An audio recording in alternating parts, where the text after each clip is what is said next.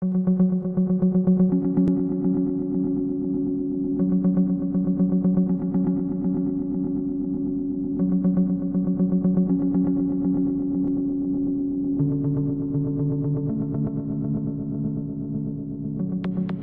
going to have Gary again is going to describe a very particular relationship, which is the harmonic relationships of circles, cones, spheres, and natural structures that they create. Gary?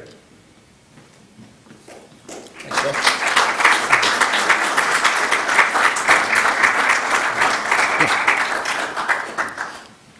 Yeah, Roger. All right, well, I'll get going. Again, hopefully the slides will take me through this, and I'll try to not embarrass myself too much. But basically, about a year and a half ago, I just kind of tripped across something. Kind of found a loose thread, kind of tugging at it, didn't know where it was going to lead. And then slowly it just sort of came together. I didn't have anyone to talk about it, so I just started documenting what I was learning. Essentially, I just used a compass and a sphere and was just drawing on it, looking for certain relationships. But before I start, I wanted to go back and actually go what I found on these websites here of what people have done in the past couple of decades. Magnus was someone I met about a month ago, and I spent a month with him, and he helped me with some of my work. And he builds these, cool polyhedron models out of paper. This is something Joe sent me that I think we just did probably 10, 20 years ago. And I can relate exactly to some of these shapes. He also referred me to Flower Day, which unfortunately passed away some time ago, but all these shapes here, whoops, I've got some on the table here, the exact same shapes we're seeing here. So, people have been doing this for quite some time. Flower of Life pattern, I'll actually get back to as well. Kenneth Snell's is actually so close to what I've been doing, and I was just blown away by what he's done. And we all know Don's work. I'm trying to find some way to twist my work into what he's doing. That might take a fourth dimension that I haven't found yet. And Dick Feshbrook, when I saw his work, I said, look at those cones. I get that. And then, of course, Bucky, has the same kind of approach. So basically, just one step at a time, I started seeing that structure was following the path of least resistance from simple structures to more complex structures. And just to set some groundwork, basically, if you look in flatland geometry, Euclidean geometry, this basic relationship here between a hexagon and a circle enables this geometric tiling. And you can basically, go on indefinitely and make this really cool patterns. So where I defined, I guess, what I call here a new geometric model based on spherical geometry. And it basically resolves around basically drawing this circle, which I call it a conix to differentiate it from just a regular circle on a flat plane. But what's unique about this conix is that it has actually 4 radius. It's got 2 conical radiuses, one at the top, one at the bottom. It's got a planar radius that cuts through the plane that's and actually this could apply to any length greater than 0. So geometry will apply even at the smallest dimensions. And basically, so this is the model I use to essentially play around. And it's also funny, as I was preparing these slides this weekend, I actually have a whole new chapter I want to add to my book. So it's that green that I realized I've actually missed a lot of things. And that's why I'm here, too. I want to share this with some bright people to see how you could maybe apply it or add to it or correct what I may be doing wrong. And this is just what I vision as any cone defines actually a sphere. And actually, these 3 cones define the same sphere. It's just its apex is located at 3 different locations. And I kind of see that as a cone being that bridge between a 2-dimensional circle and a 3-dimensional sphere. And it's a relationship between, what are one of the four radii in this relationship. And this is just an example of how the relationship, I got here this the conical radius, centered at the top of the sphere. And it can grow and grow and grow. The planar radius, kind of grows at a slower rate, in fact, and then starts shrinking again. And that, you'll see how important that kind of plays in these relationships. And basically, this is ground zero. If I could just spend a few seconds with where this all started. About a year and a half ago, I just became obsessed with tetrahedrons.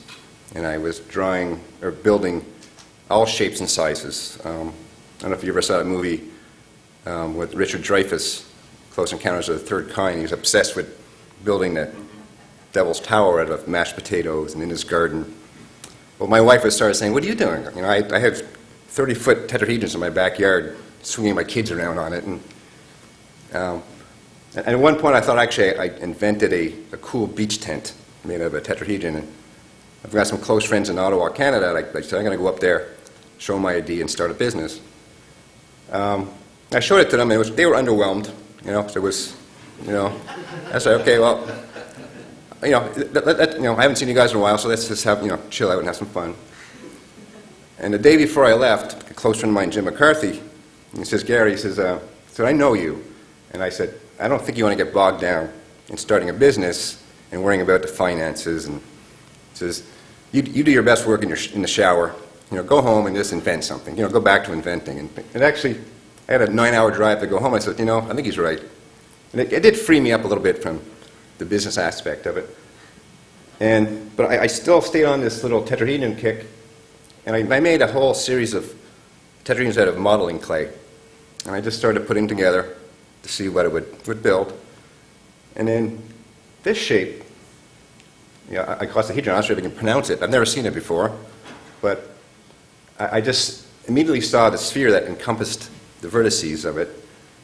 And I said, well, you could find these with a compass. I mean, it just seems so natural that you'd be able to locate them. So I have a couple slides to show you what I did, but I have a small little video that might put in more perspective. But this is a top view. This is the North Pole. The red is the outer part of the sphere. The conix is in blue, and it's just, so I draw a circle, and I use that radius, and I have a reference mark here. And much like dividing a circle into 6 segments on a flat plane, I attempt to do the same thing here, expecting to divide into 6. In fact, this case, whatever I chose, it wasn't 6. So I said, well, okay, let me change the radius. So I changed the radius to be a little bit smaller. This time it marked off 5 arc segments, but it was still missing something. And then, sort of by fluke and trial and error, I did lock into finding the right radius that divided this conix into 5 equal arc segments, and then defined a pentagon in the. Now, maybe it's a good time to play my video. So I call this a 5th harmonic, just based on the pentagon. This is fast speed, so I don't really draw this fast, by the way. You make a reference mark, and this will probably line up a little bit with what I showed in the slides. I missed out on that final marking, so I got to increase the radius just a little bit. But you have to erase everything and start over again, so you make sure the circles are the radius is consistent. Now you can probably guess what's going to happen this time, but now it's too long. So I know it's somewhere in between where I started, and again, start from the beginning.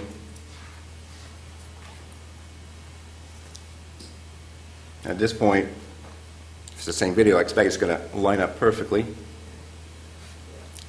And I call that, now that's a 5th harmonic conix. So the compass is tuned to the 5th harmonic right now. And now I'm just taking the same approach you take drawing the flower of life, and you make sure you just center the compass where other circles intersect, and you just continue the process.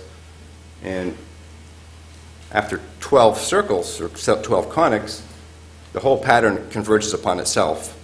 And you'll see shortly that where those circles intersect to find precisely where all the vertices of a icosahedron are. So buried in that simple sphere and that simple conix is directly related to some platonic solids.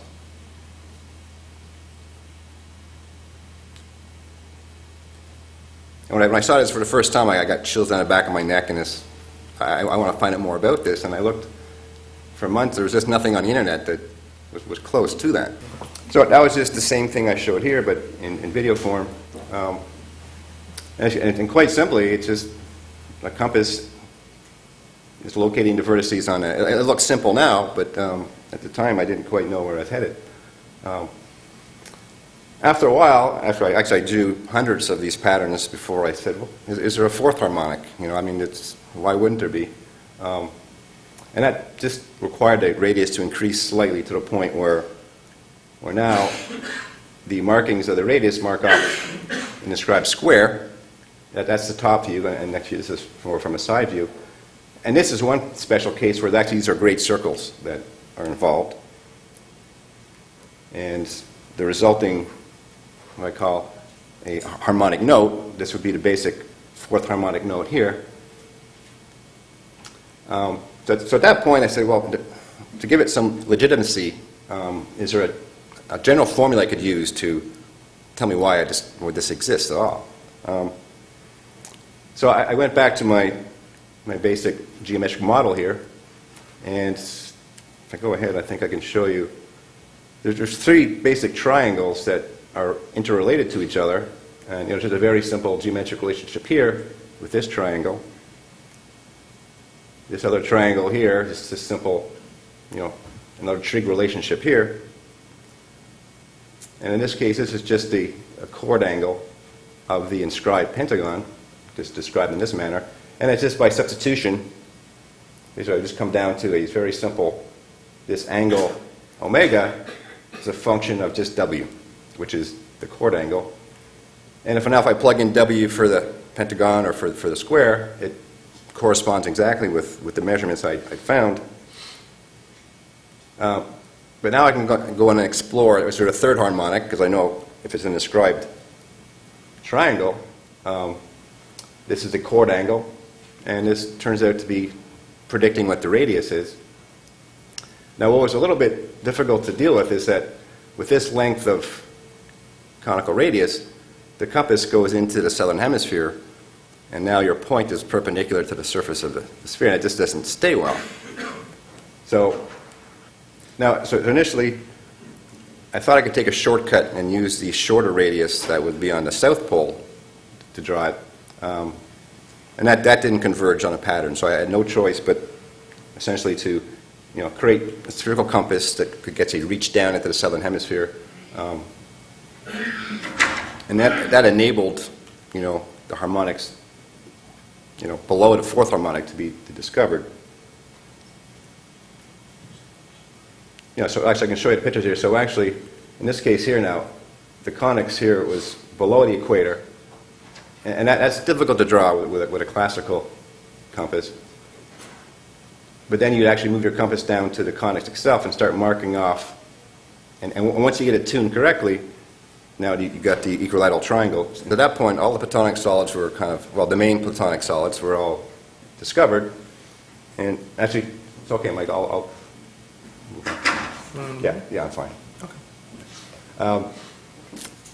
So I said, is there anything beyond the third harmonic?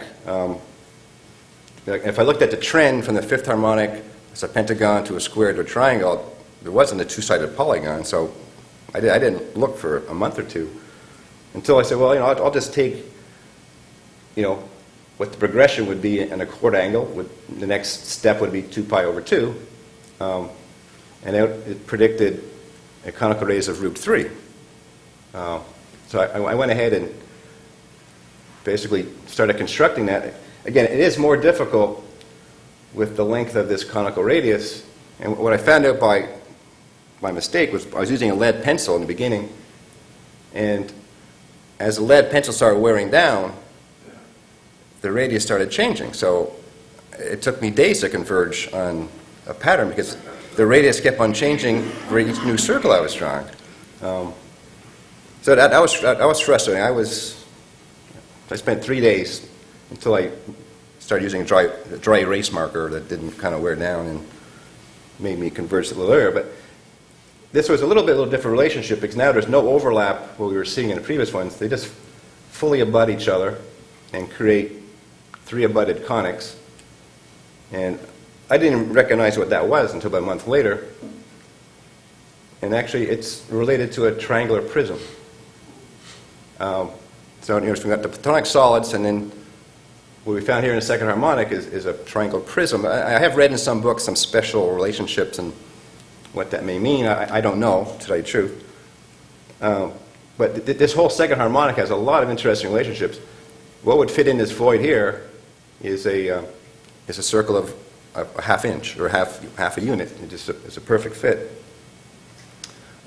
There's 2 other views of the second harmonic. So just to review now, so at this point, I discovered 4 new harmonics. I call them fifth, fourth, third, and second. And that's, they kind of relate to each other here. And just an open question to myself and others, it's like, which one would come first? If there was an order, is one simpler than the other? I don't quite have an answer, but I think it's a provocative question. Then I looked at, I didn't think there was much beyond the second harmonic because beyond a conical radius of root 3, the circles don't interact anymore. They don't abut. So I didn't look any deeper, at least at this point. But I looked in the other direction and say, what is up above the fifth harmonic, which would be called the sixth harmonic, and it would require an inscribed hexagon. Or if I plug in the results into the general solution, it says your radius is 0. So that means you've got a circle of radius 0, and it has an inscribed hexagon.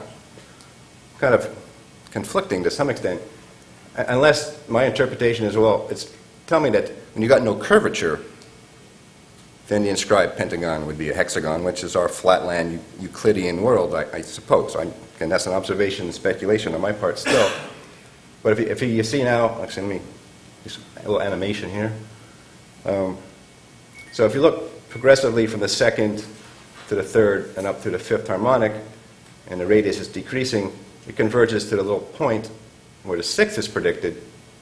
You expand that out in space. Well, now you can see the inscribed hexagon in what is a small circle, if it exists. Just an observation. I'm really not making any point here. So basically, at that point, basically, everything I discovered was just all the vertices were located. It didn't really locate the faces, didn't locate the edges of the polyhedra or the platonic solids. But they're actually quite easy to find just by triangulating from the vertices to locate the faces and the edges. So now at this point, I've got a sphere for this. Now, each harmonic has their own relationships here. But this fourth harmonic has 6 vertices, 8 faces, and 12 edges. That's a lot of points on a sphere to play with. So I just started essentially drawing conics of all different sizes aligned to particular axes. And I just came up with some nomenclature that for any of the harmonic notes that are aligned to the vertices, I call it a V note. I won't go over the nomenclature here, but it basically just tells you the size of the conics and which other axis it intersects with. So I went ahead and just basically drew them all out. Basically, this is the smallest conic size, and they fully abut. And then as a conic gets larger and larger, they become fully overlapped, and they now become great circles. And interestingly, I guess you might recognize as cube octahedron. Well, this is a projection of one on a sphere surface. Just kind of a natural outcome of one of these harmonics. And I guess the E notes are basically just drawn here. A lot of these I can see which other polyhedra they're related to. Some are a little bit more complicated. I don't know what these other intersection points mean just yet. So at that point, actually, I instead of drawing on a wooden sphere, so what if I take the wooden sphere away and I just use metal rings to construct a virtual sphere? I just enjoy the artistic piece of this. And what I did then was, for all the harmonic notes, my geometric reference was the sphere itself. So it was a unit sphere, And it was the size of the conix that varied and created the different patterns. When I just went out and bought a bunch of metal rings that were all a unit diameter, unit radius, and as I now rearrange this on the sphere, the radius of the sphere changed. So now I just turn things around a bit, and I call these things polyspherons, and they now have kind of a growth rate based on whatever harmonic note it's based on. So to give an example here, this is the fourth harmonic note, this is the fourth harmonic polyspheron. The sphere is removed, but the conix themselves still support the structure. Now if we look at again, back to the harmonic notes, the sphere stays the same size, the conic goes through various decreased steps. If I turn that around, now these are just kind of scaled out harmonic notes. So now I keep the conix the same size, but you notice the sphere now increases in various steps. And this is the linear increase. I haven't looked at what the area and volume increases, but there would be some sort of quantized step there as well.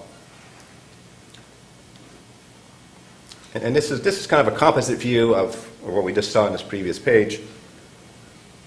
And what is probably a little bit misleading here is if you look at this one, it just looks like there's actually 3 conix on the sphere, but in fact, each one of these are a pair of conix.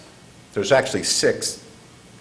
And that becomes more apparent here, where this center is the smallest conix. And these white arrows indicate how it splits in 2. And this one become split from 1. And then the red arrows indicate the further expansion to the larger polyspheron. And it kind of gives it kind of a geometric memory. In fact, I do want to work on a way to actually physically represent this by taking any one of the polyspherons and be able to expand and collapse it in a physical model. I haven't got there yet. But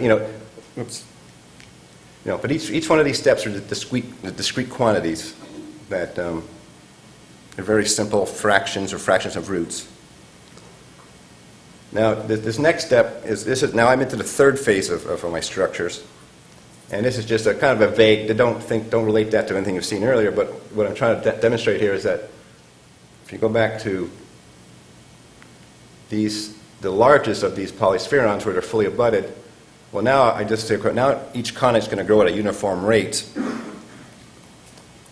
and in doing so, it's going to trace out a cone pattern as it expands.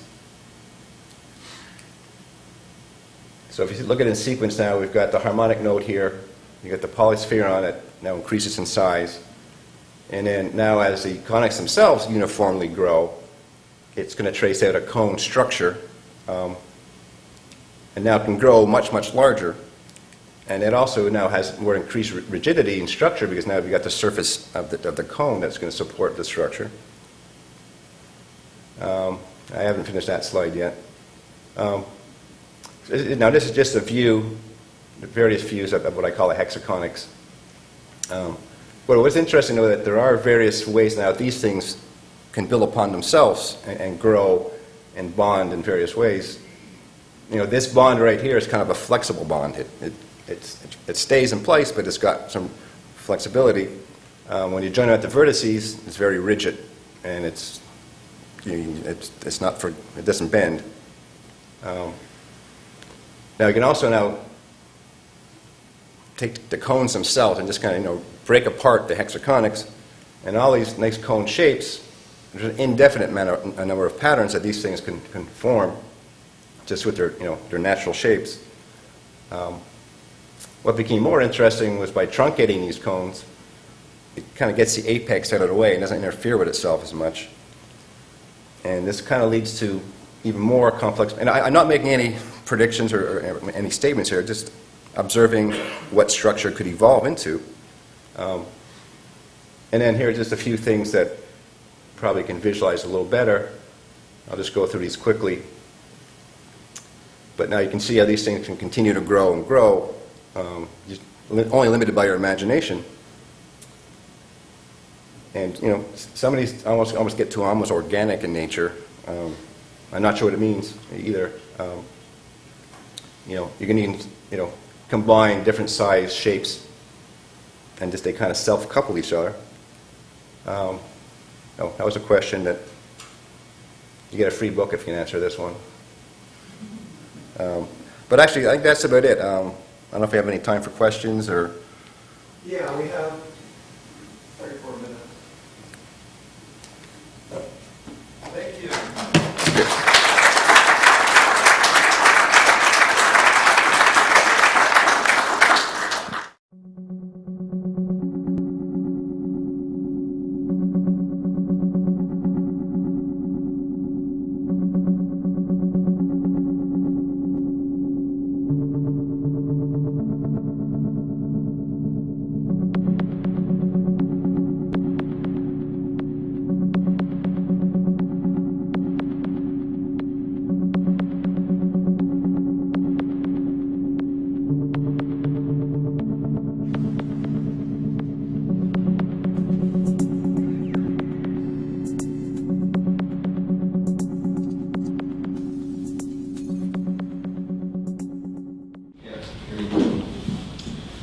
Gary, in the last models, you're using face-centered magnets to hold the sections together. Correct. You might want to try to use edge-centered magnets as well and see what that does. You know what Snelling? I think it was Snelling's. I think I've seen some stuff on Snelling's has the magnets are almost perpendicular to. Right. Yeah. If you had a ring magnet at each end, you know that might make that might open up a whole new venue. Of, yeah. I like that. Gary, could you show us some of your models? Give us some close-ups on the video. And any other question? Well, no. Let's let him hold a question. Well, actually, I'll show you what started this whole thing. Oh, yeah, thank you. Actually, this is just that little piece of... This on? This on? Yeah. This is just a little piece of modeling clay that actually kind of started my curiosity. And actually, I should also say that 20 tetrahedrons do not make icosahedron. It was a soft clay, so it was kind of forgiving. I was almost devastated when I found out about a week later when I actually ordered some tetrahedral dice and started gluing them together, and they didn't fit. And I said, what did I do wrong? I soon found out that it's not a volume relationship, it's more of a surface area relationship. So once I came to terms with that, I moved on and I wasn't so disappointed. I probably spent a better part of several months just, actually I didn't show it, there's much more in my book on basically other variations, and you can dive into this stuff into infinite detail. This is a harmonic chord, I would call it, where it's a mixture of harmonic notes. Not sure what it means. This is pure beauty is one thing, and is there an application? I'm not sure yet, and that's why hopefully maybe some people here might be able to use some of these ideas. So that was my harmonic note phase. Then I moved on to the polyspheron phase, and basically I was going to take every harmonic note and just construct it with rigid rings. And actually, here's an example of a dodecahedron where there are 6 notes involved. I have the smallest note on the inside and the largest note on the outside. And it's a very rigid structure. And again, like I said earlier, if I can get the hinges correct, I should be able to compress this down by twisting the circles down into the smaller unit, or vice versa, pulling it out. I got a feeling there could be some sort of molecular relationship or atomic relationship here that's not my background, so I can't really do much with that. And then, other than, well, you've seen some of these Hexaconix. Again, they come apart and make various other shapes, planes. It's very flexible. This is the example of a kind of a flexible, bonding, as opposed to when it just broke that was rigid. I guess it wasn't that rigid. Or I need stronger magnets. Now, I just probably hard to see, but the finer you make the ring, and the more magnets you add to it, gives it even more flexibility to make almost spiral, almost DNA-like kind of structures to it as well. Again, I have no idea what the application is, or if there is any, other than just looking kind of cool. And you guys are free to come up and take a look at this later. I'll leave it out until lunchtime. Any other questions? We still have 2 minutes. Yes, Karen.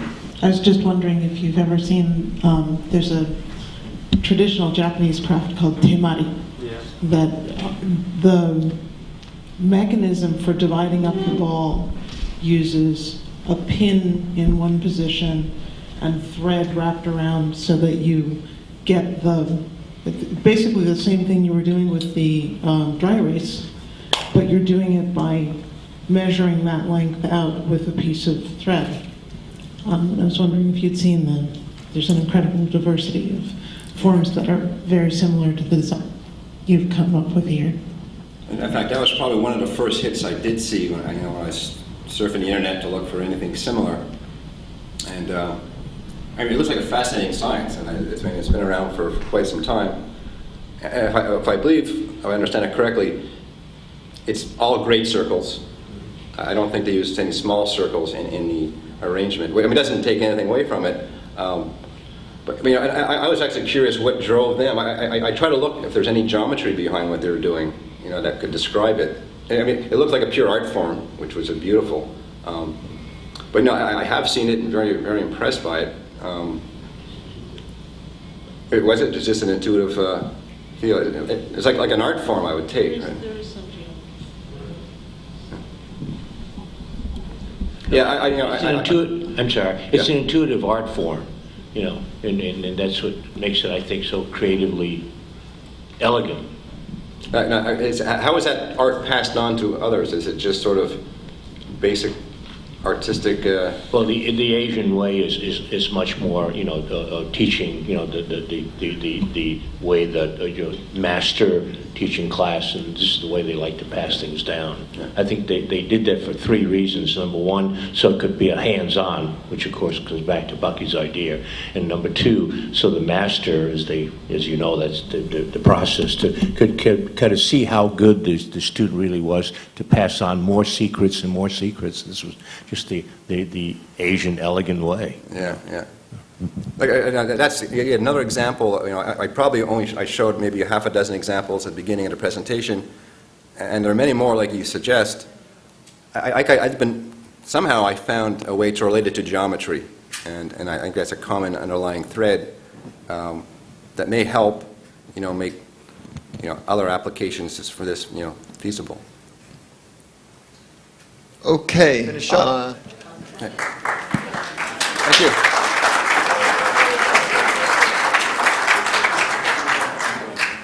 Probably about 30% of people in the audience are going to figure out that.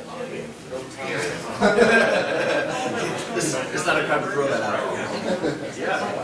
Yeah, but the guy was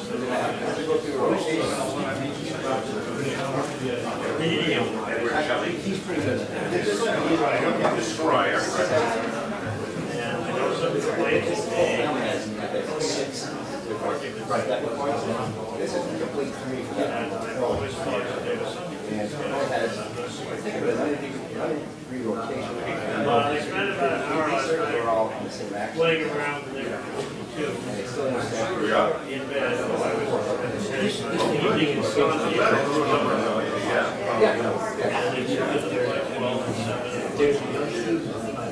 Right. Usually have a way through it. Right. I